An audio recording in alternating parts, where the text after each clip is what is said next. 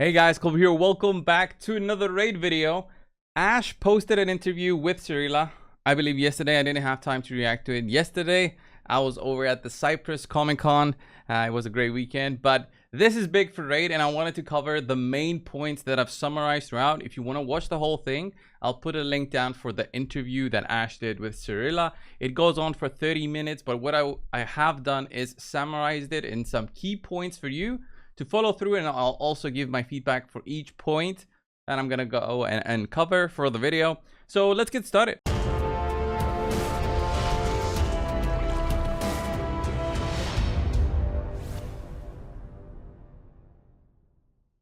So one of the key things that was initially discussed at the start of the video was Primal Shards and how Primal Shards affect the game currently. Primal Shards were introduced and were immediately responded by the community with a really bad reaction. All right, nobody liked these. The pricing of these was too expensive. The chances were very bad, and then Polymorph came in and changed up the way that the mercy system works and also the pricing, which, to be honest, maybe made some more players actually start buying them.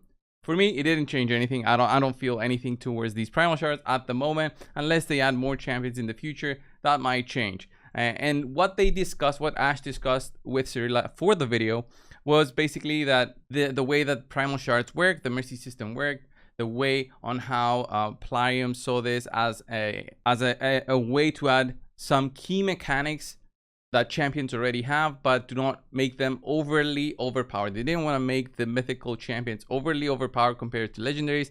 They just wanted them to be better than legendaries, but not extremely better, so that there wasn't a very clear gap between the two rarities. Okay, although if we're being fair here, there is a real gap between legendaries and epics in the game. So having that would have made a little bit of sense. The way that mythicals exist right now, it's very difficult to get them, to say the least. So what they've also mentioned is that there are not going to be any 2x events for mythical champions, and the reasoning is there's only 6 mythicals at the moment within raid, so it doesn't make sense to release a 2x chance for it. They might do it in the future when more champions will be introduced into the game, and their plan is to introduce more mythical champions every month or every 2 months.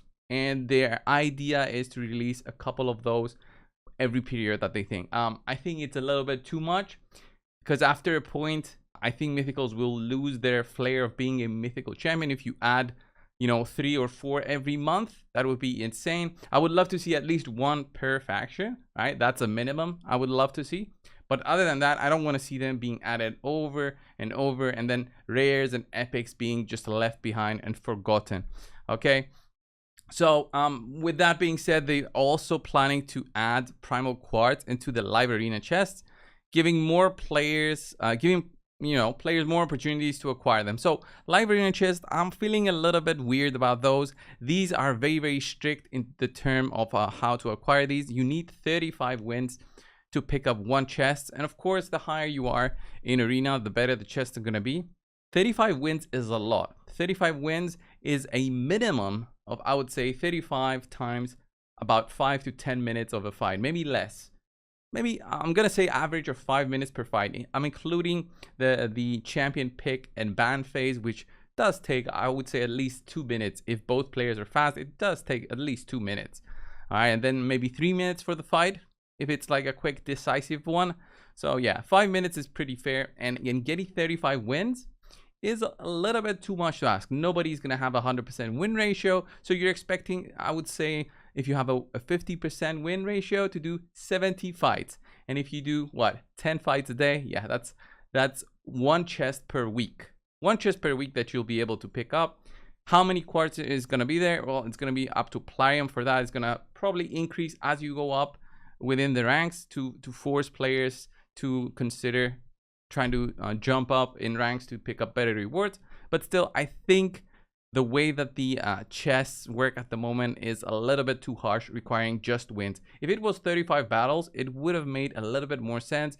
Would also incentivize players to do more refreshes, not just to lose their fights, but also maybe consider fighting as well, since they might want to be boosting their crest count. Okay, So moving on forward to the next point is one of the mythical champions is probably gonna get a rework, and that is Sigfront.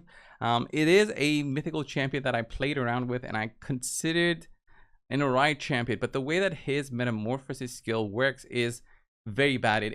He loses what makes him mythical, which is the metamorphosis skill, which provides a more active playstyle to raid when you're using these champions. So when you lose out on the opportunity to change into your alternate form and you have to wait until all but you survive, right? So Siegfried must be the last man standing for him to activate his metamorphosis and get that extra turn. It is a bit bad in my opinion. So I can't wait to see on what their plan is.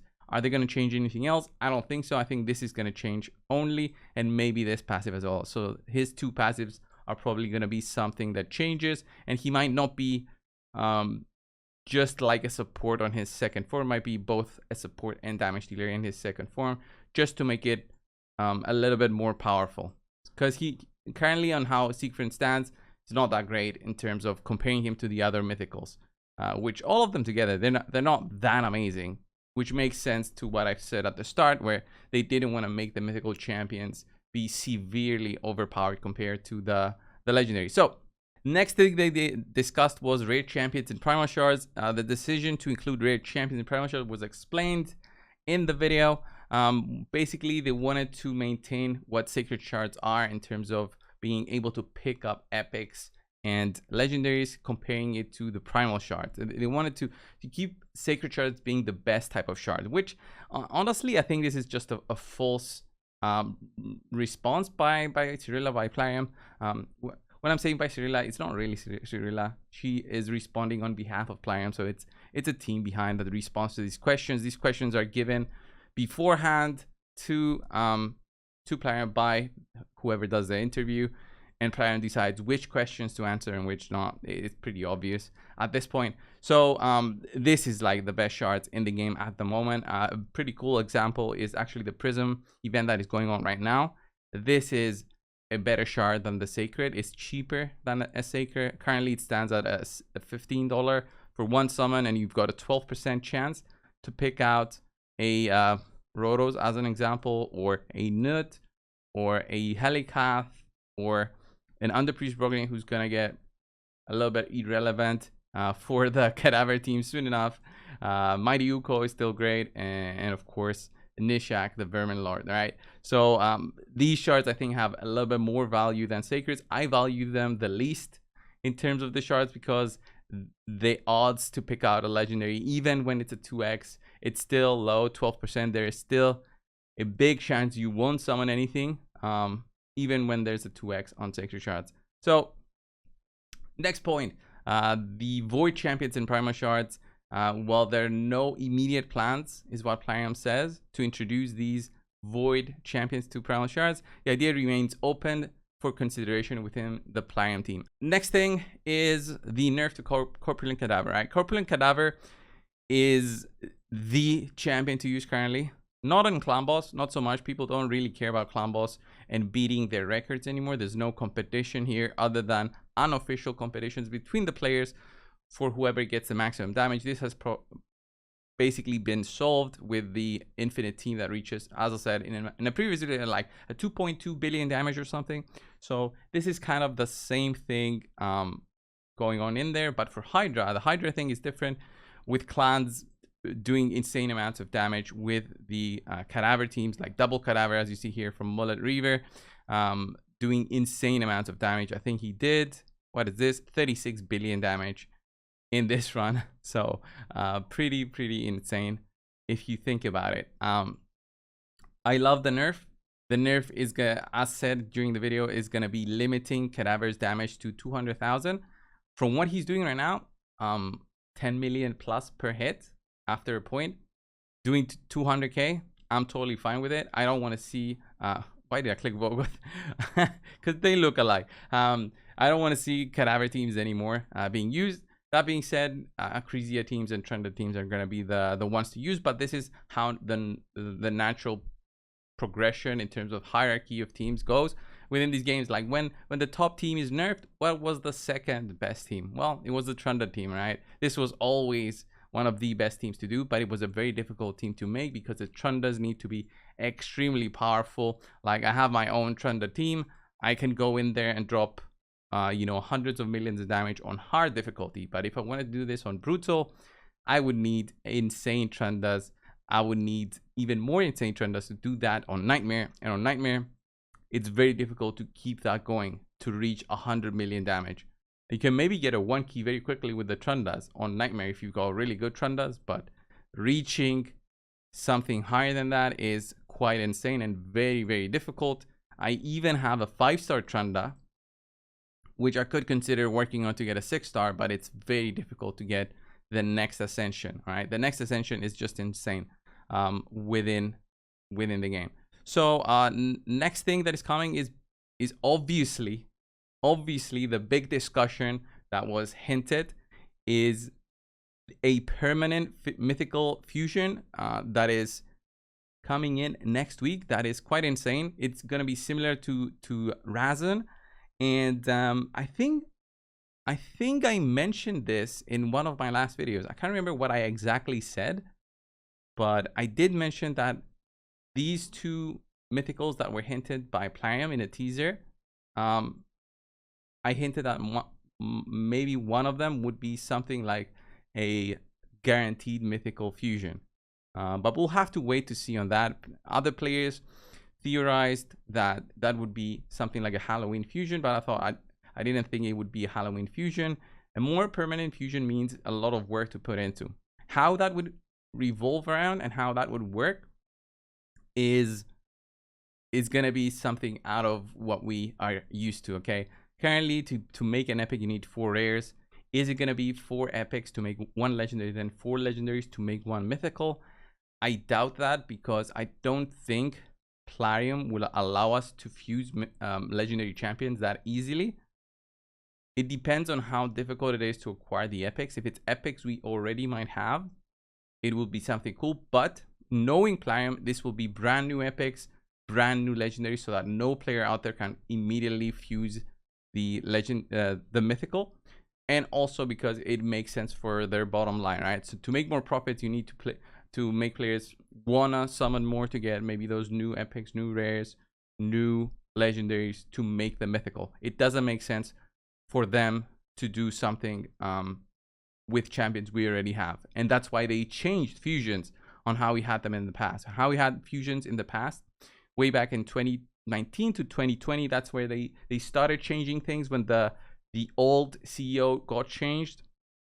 Things like the Doom Tower and stuff, they stopped releasing those. Those were big things for the players. Then they started going into a different path, okay, because of the change in CEO.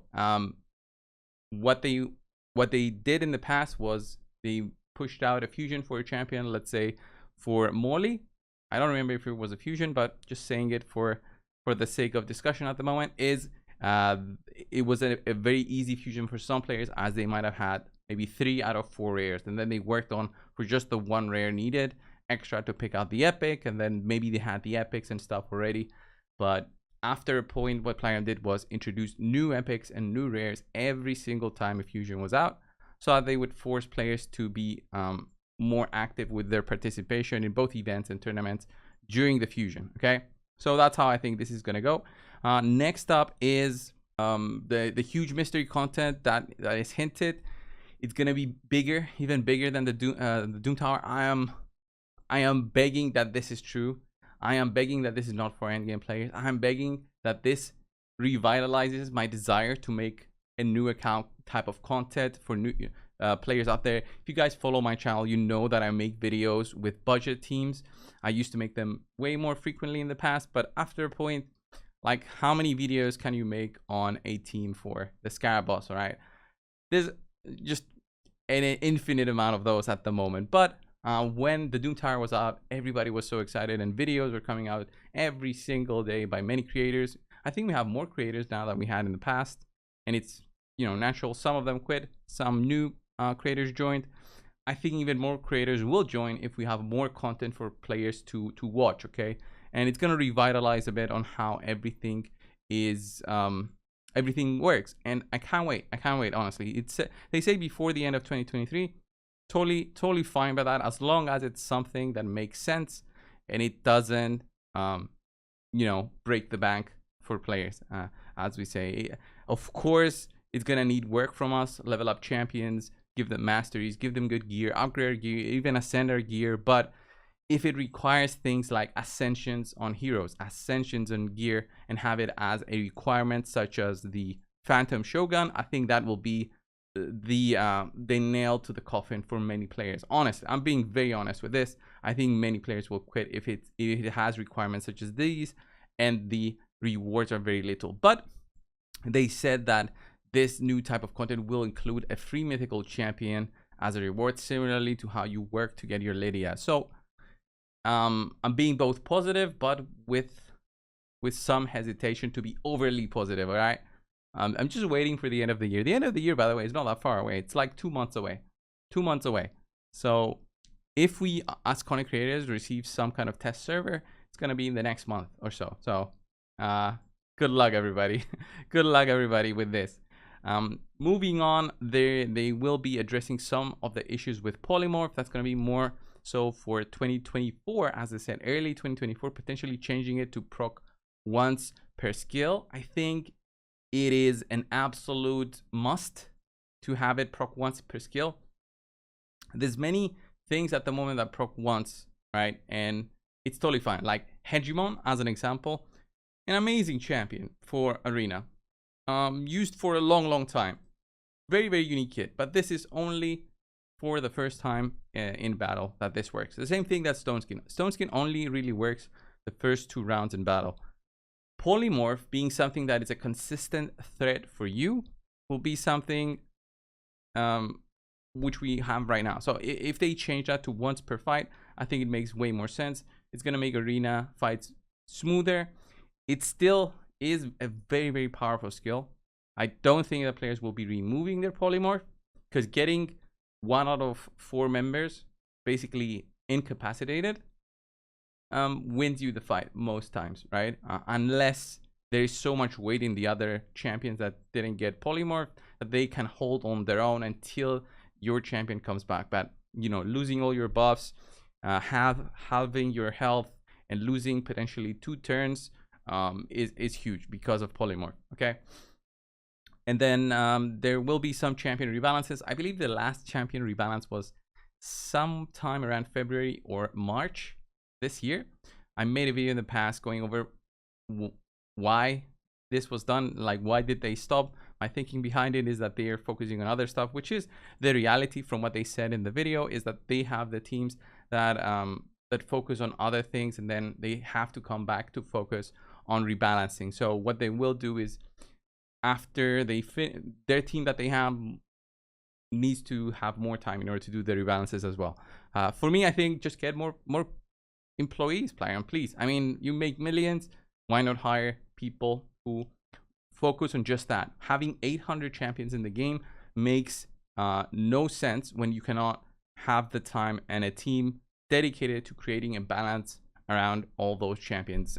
After a point, you're just making them for the sake of making them, right? So you either stop, which they'll never stop, or maybe introduce a more consistent balancing. Have it a thing that is guaranteed. Every single month we'll see rebalancing of legendaries, epics, even rares. That would be nice to see. And rebalancing doesn't even have to make it so that they are relevant in current content. They can be rebalanced in a way to make them relevant in content that already exists, up to a point, let's say, to be more viable for Spider, up to normal 25, as an example. Just saying some ideas of my own for this part. And then finally, Clan Wars will be coming to Raid in the future, but it's not part of the update that is coming this year. It's expected next year. When? I don't know. Maybe by summer next year, maybe before the end of next year. Who knows? It should be very interesting. They're also going to be adding some things such as quality of life, including increased storage for artifacts, accessories, and champions, and permanent super raids in dungeons, artifact ascension bonus rerolls, and 3x dungeon events. I'm not sure about the 3x dungeon events, they're more permanent or not, but I do like those in terms of getting better drop rates. In terms of the champion storage and gear storage, I'm kind of okay with that. Champion storage, I still have a lot of room, and it's not like I'm not collecting heroes, and it's not like I don't have dupes there just sitting around. For a more veteran player, you're fine with champion storage. With gear storage, yes, I do have some issues. I'm clearly near the limit, and I'm being very picky with what I keep and what I sell. This is more so something that players need to address themselves and be more careful with what they keep and what they sell. But with so many factions currently in the game, it's very difficult to not keep X amount of accessories per faction. So introducing a better storage system and how to sort through your storage still needs to be done. This is a good filtering system, but it's not the best filtering system.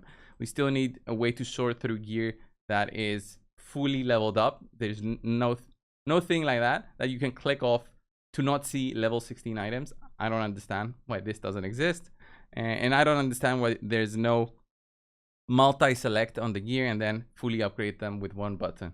All right, that's what I want to see. Anyway, guys, this was the video covering some of the points that I made, just summarizing what they've talked through, but also giving my own feedback and ideas. What do you guys think of this? Let me know down below in the comments. Thank you all, and I'll see you in the next one. See ya.